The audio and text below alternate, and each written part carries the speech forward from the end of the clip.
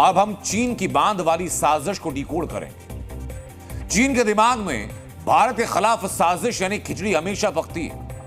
अब चीन दुनिया के सबसे बड़ा जो डैम है वो ब्रह्मपुत्र नदी पर भारतीय सीमा के करीब तिब्बत में बनाने जा रहा है।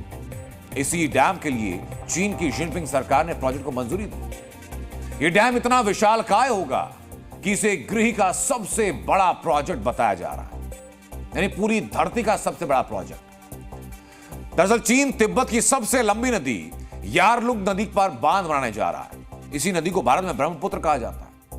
यह बांध तिब्बत में ऐसी जगह बनाया जाएगा जहां से ब्रह्मपुत्र नदी अरुणाचल प्रदेश और फिर बांग्लादेश के लिए यू टर्न लेती है।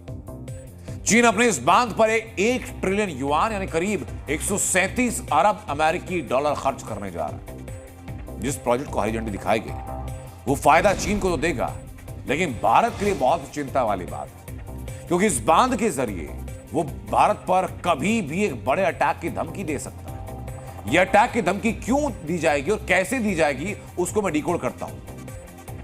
चीन इस बांध का इस्तेमाल हाइड्रो पावर के लिए करेगा, लेकिन इस्तेमाल एक हथियार के रूप में भी किया जा सकता है। आप सोचिए जरा, भारत की ठीक सीमा पर एक विशालकाय बांध जो कि धरती का सबसे बड़ा बांध होगा।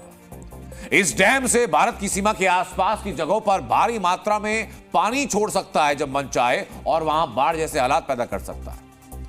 बांध से अगर पानी कम छोड़ेगा तो भारत और बांग्लादेश दोनों देशों के लिए जल का संकट पैदा हो जाएगा। हालांकि इस चाल का काउंटर करने के लिए भारत अलर्ट है और अरुणाचल प्रदेश में ब्रह्मपुत्र नदी पर एक डैम का निर्माण भारत भी कर रहा है। चीन ने ऐसे कई कदम उठाए जिसने धरती पर खतरा पैदा किया, और यह बांध भी भारत नहीं बल्कि पूरी दुनिया के लिए एक बड़ा खतरा पैदा हो सकता है। वो कैसे बताता हूं आपको। चीन का अब तक का सबसे बड़ा बांध थ्री गॉर्जेस है।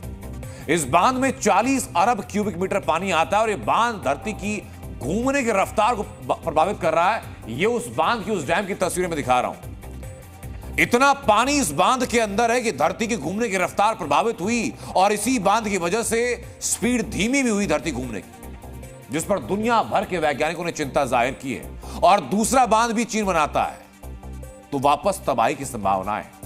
बावजूद इसके चीन सबसे बड़ा बांध बनाने का फैसला ले चुका है, बजट अलॉट हो चुका है, और इस मामले को लेकर के अब आगे चीजें बढ़नी शुरू हो चुकी हैं।